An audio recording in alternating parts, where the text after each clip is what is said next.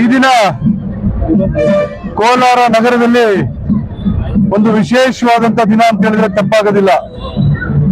ಕಾರಣ ಇಷ್ಟೇನೆ, ಗ್ರಾಮ ದೇವತೆ ಚಾಮುಂಡೇಶ್ವರಿ ತಾಯಿಯ ಅವತಾರವಾದಂತ ಕೋಲಾರಮ್ಮ ತಾಯಿಯ ದೇವಸ್ಥಾನ ಇತಿಹಾಸ ಪುರಾಣ ಪ್ರಸಿದ್ಧವಾದಂಥದ್ದು. ಇಲ್ಲಿ ಪ್ರತಿ ಮಂಗಳವಾರ ಮತ್ತು ಶುಕ್ರವಾರ ವಿಶೇಷವಾದಂತಹ ಪೂಜೆ ಮತ್ತು ಅಭಿಷೇಕ ಮತ್ತು ಹೋಮ ಹವನಗಳೆಲ್ಲವೂ ಇರ್ತದೆ. ಇಡೀ ಕೋಲಾರ ಜಿಲ್ಲೆ ಅಲ್ಲದೇನೆ ಬೇರೆ ಬೇರೆ ಕಡೆಯಿಂದ ಕೂಡ, ಬೇರೆ ಬೇರೆ ಜಿಲ್ಲೆಗಳಿಂದ ಕೂಡ ಇಲ್ಲಿಗೆ ಭಕ್ತಾದಿಗಳು ಬಂದು ತಾಯಿ ಆಶೀರ್ವಾದವನ್ನ ಪಡ್ಕೊಂಡು ಹೋಗ್ತಾ ಇರ್ತಕ್ಕಂಥದ್ದು ನಾವು ನೀವೆಲ್ಲ ಕೂಡ ನೋಡಿದ್ದೇವೆ. ಬಹಳ ಸತ್ಯ ನಿಷ್ಠೆ ಇರ್ತಕ್ಕಂಥ ದೇವಾಲಯ ಇದು. ಈ ಒಂದು ದೇವಾಲಯಕ್ಕೆ ಒಂದು ಮುಖ್ಯ ದ್ವಾರ, ಮಹಾದ್ವಾರ ಇರ್ಲಿಲ್ಲ ಅಂತಕ್ಕಂಥ ಕೊರತೆ ಕೂಡ ಇತ್ತು ಬಹಳ ದಿವಸಗಳಿಂದ.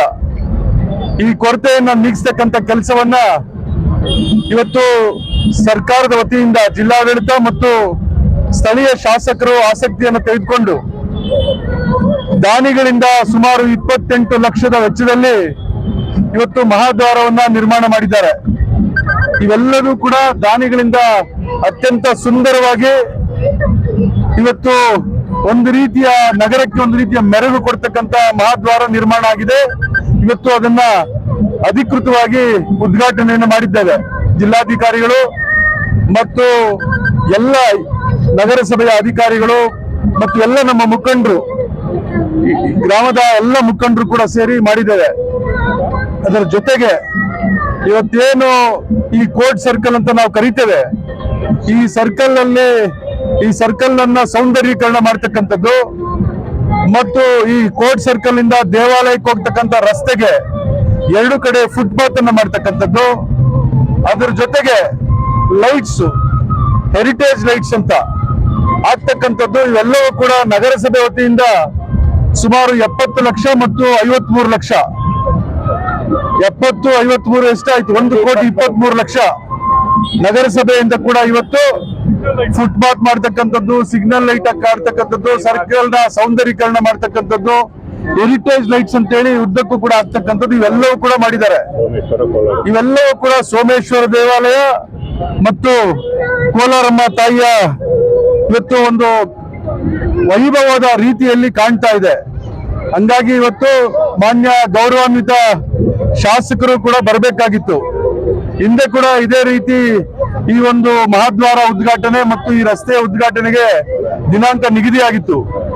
ಅವತ್ತು ಅವರು ಅಮೆರಿಕದಲ್ಲಿ ಇದ್ದಿದ್ರಿಂದ ಅವತ್ತು ಮಾಡೋದಕ್ಕೆ ಸಾಧ್ಯ ಆಗದೆ ಅದನ್ನ ಮುಂದೂಡಿದ್ವಿ. ಇವತ್ತು ಸ್ವತಃ ಅವರು ಭಾಗವಹಿಸಿ ಇದನ್ನು ಉದ್ಘಾಟನೆ ಮಾಡಬೇಕಾಗಿತ್ತು. ಆದ್ರೆ ನಾಳೆ ದಿವಸ ಕರ್ನಾಟಕ ರಾಜ್ಯ ವಿಧಾನ ಪರಿಷತ್ನ ಚುನಾವಣೆ 7 ಸ್ಥಾನಗಳ ಚುನಾವಣೆ ನಡೀತಾ ಇರೋದ್ರಿಂದ ನಮ್ಮ ಪಕ್ಷದ ವತಿಯಿಂದ 5 ಅಭ್ಯರ್ಥಿಗಳನ್ನ ಕಣಕ್ಕಿಳಿಸಿರೋದ್ರಿಂದ ಆ ಚುನಾವಣೆ ನಮ್ಮ ಪಕ್ಷಕ್ಕೂ ಕೂಡ ಅತ್ಯಂತ ಪ್ರತಿಷ್ಠೆಯ ವಿಷಯ ಆಗಿರ್ತದೆ ಮತ್ತು ಪರಿಷತ್ನಲ್ಲಿ ಕೂಡ ನಮ್ಮ ಪಕ್ಷಕ್ಕೆ ಬಹುಮತ ಪಡ್ಕೊಳ್ಳೋದು ಕೂಡ ಸಾಧ್ಯ ಇರೋದ್ರಿಂದ ಆ ಚುನಾವಣೆಯಲ್ಲಿ ಭಾಗವಹಿಸಬೇಕಾಗಿರೋದ್ರೆ ಅವ್ರಿಗೆ ಶಾಸಕರೆಲ್ಲರಿಗೂ ಕೂಡ ಕಟ್ಟುನಿಟ್ಟಿನ ಆದೇಶ ಇತ್ತು. ಅವರೆಲ್ಲರೂ ಕೂಡ ಬೆಂಗಳೂರಿನಲ್ಲಿದ್ದಾರೆ, ಹಂಗಾಗಿ ಅವ್ರು ಬರೋದಕ್ಕಾಗ್ಲಿಲ್ಲ.